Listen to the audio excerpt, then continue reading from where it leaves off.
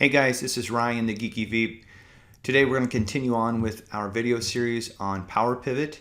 I'm going to show you how to create a few very simple DAX formulas in Power Pivot. So let's go ahead and get started. The first formula I'm going to show you is a sum.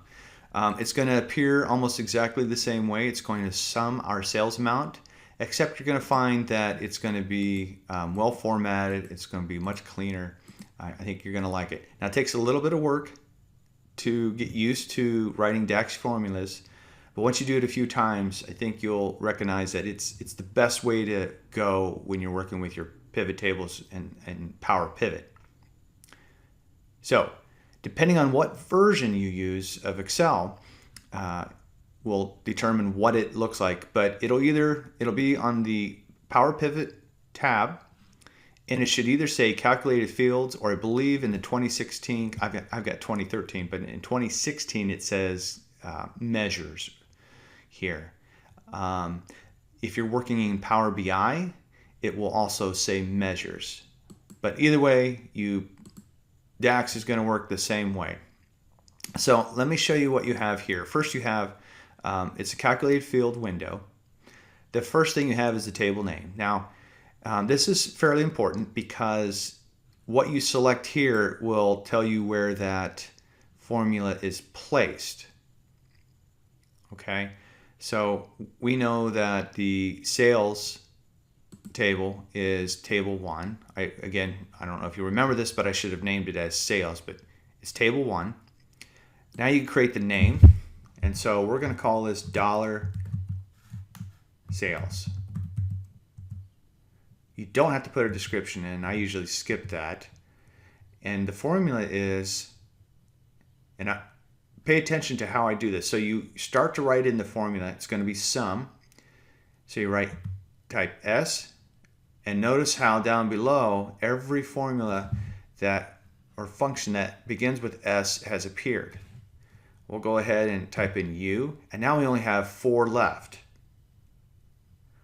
And from this point, I don't continue to type. I actually use my arrow down key until I hit sum. And then once I've got it highlighted, I hit tab. And that gives me the beginning parentheses.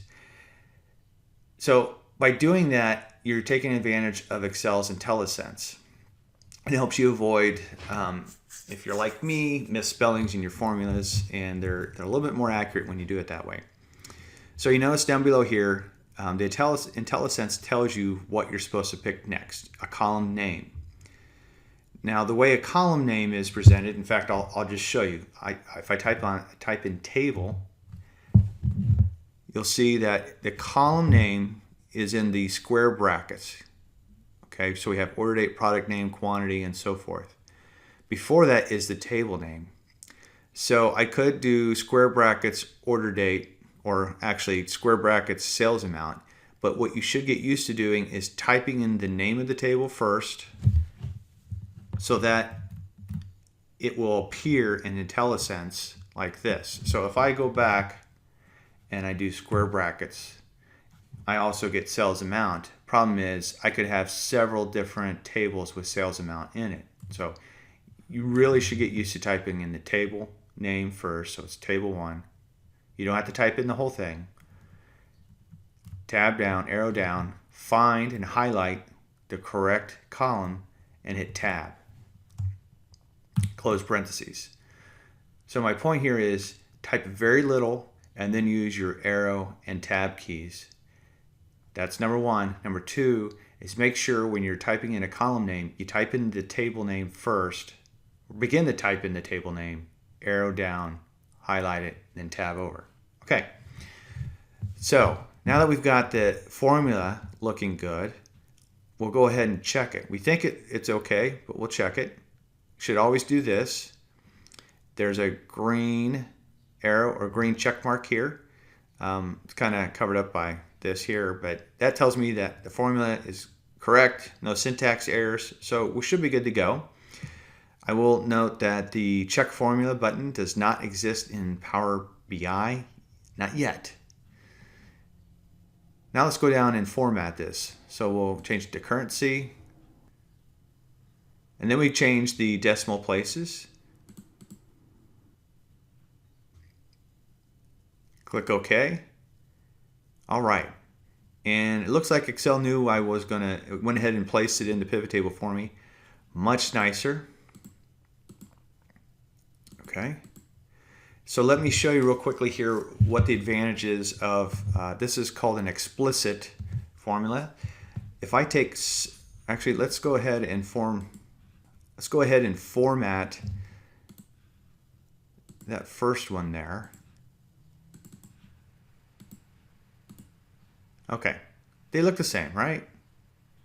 But what happens if I take the sum of sales out and I put it back in? Notice what happens. It comes back in and it lost all its formatting. Ugh. What happens when I take the sales out and I put the sales back in? It retains its formatting. So if you're pulling stuff in and out of your pivot tables, the explicit DAX formula makes it so you don't have to go through and format time and time again. All right, so enough on that specific one. Let's go ahead and do a count function.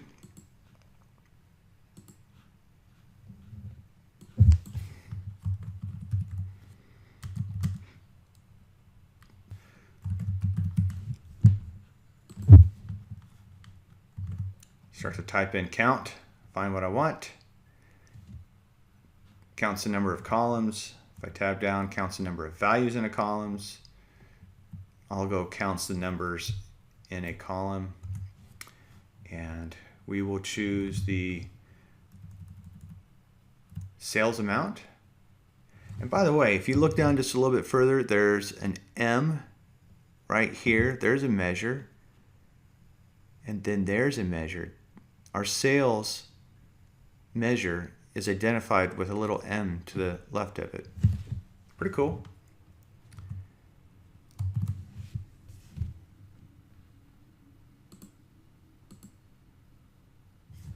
This time we want to do whole number.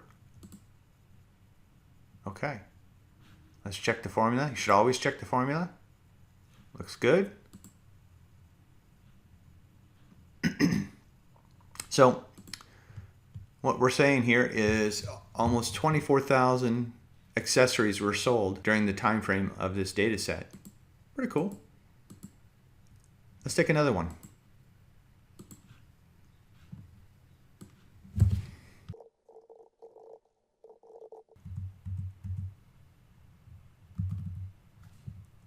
Tab, arrow down, tab, table, product name, close, number, whole number. Always check the formula. Okay. All right, so this distinct count function is really cool. What it tells me is during the time frame of this data set, there are 22 different types of accessories that were sold, 88 different types of bikes that were sold, and 20 different types of clothing that were sold. So that's a pretty cool function. All right, let's go on to some of the time intelligence, time intelligence. I keep mixing up my names here. Time intelligence functions. We're going to create another pivot table here real quick.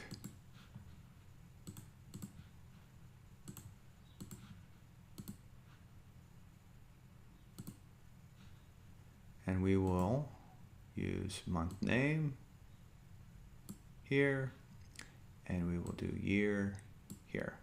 Okay. So the first thing we're going to do is I'll place sales in the value so you can see what it looks like. So it looks like we started our sales in 2001, July of 2001. It goes all the way through to July of 2004. So that's our data set. This actually creates a month-to-date formula. We're going to skip that one. We're going to go right to year-to-date and see what that looks like. So let's go to Power Pivot, calculate fields. I'm going to show you another way to get to creating a calculated field. Instead of going to a new calculated field, go to Manage Calculated Fields, and you'll see the ones you've already created right here. And you can click New again through this way. Okay. We're going to type in year to date sales. Come down here.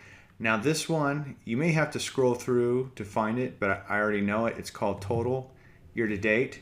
And this is where you could also do a total month to date or total quarter to date. So the expression is the measure that we already created, or we can create a measure within this. We could do sum, sales amount, but since we already have it, we can do table 1, tab down to the measure. Okay, that's our expression. The date, okay, this is where we're going to tap into our calendar, table 4. All right, we want that. Table 4, date. Again, I should have labeled it as calendar, my mistake. Tab over. Let's see how this works out. We'll click OK. Close. There. Much better. So as you can see, each month this year-to-date amount grows significantly. And what's really cool is you can then filter to just a certain month. So let's just go ahead and filter to, let's say it's November. And now you can quickly see year over year what the year-to-date amount was. Okay, pretty cool stuff. Let's unfilter. Now we want to do previous month. Okay, so it's probably important that we go ahead and create a month-to-date field. I'll do that real quick here.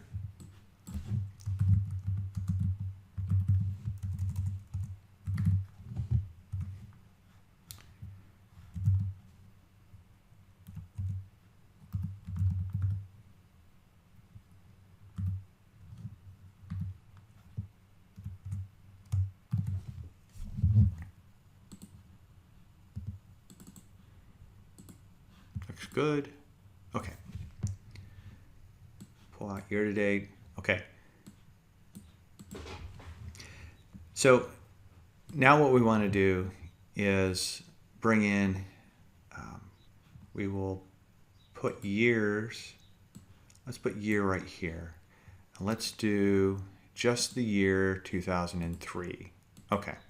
Here's the month to date information for 2003. So now the new formula we're going to create is a prior or previous month.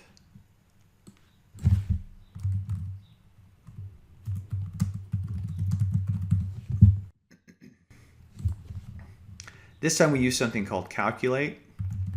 And I really can't go into how this works. It's kind of a filtering option. You should really get a book on DAX. I suggest, I think it's How to Write DAX by Matt Allington. Great book. He'll explain in detail what the calculate function actually does. But a lot of your formulas will start with the calculate function. And so we're going to calculate, it's going to be the sales. All right. And then we want the filter to be the previous month of, and then the dates. Okay, so let's put table 4, right? Date. And now we need one more parentheses. The currency. Let's check the formula. Looks good. Trust me, it doesn't always have a green check mark. I've had plenty of times where I made a mistake, and it will tell you in general terms what you've had here. Sometimes it'll say it's expecting another comma or expecting another parentheses. I'll make mistakes there. But sometimes it'll give you something very general, like the syntax doesn't work. So you have to go in and do a little bit of troubleshooting. But for the most part, it should point you in the right direction. Luckily for this video, I've had nothing but good luck. We'll click OK here.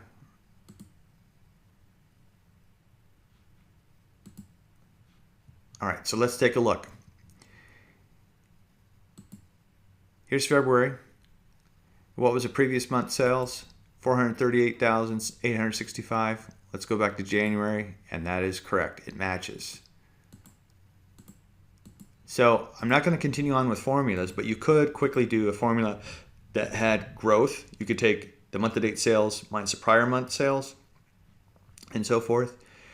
And you could also create a prior year sale. So we could put the year-to-date sales here, create a formula that says prior year-to-date sales, and then a formula that did, the one minus the other to give you the growth, year-over-year growth. So I think you can kind of see, based on some of the formulas I put out there, what you can start to do. That's the extent of what I want to do today in Power Pivot, just show you some very simple DAX formulas. Hopefully you found that of value. Again, I really suggest you go out and check out that book by Matt Allington. It's the best book on DAX I've ever read. And even if you get through only the first 4 chapters, you're going to learn enough about DAX to really get you started. Hopefully you found this video of value. We'll see you the next time. Thanks.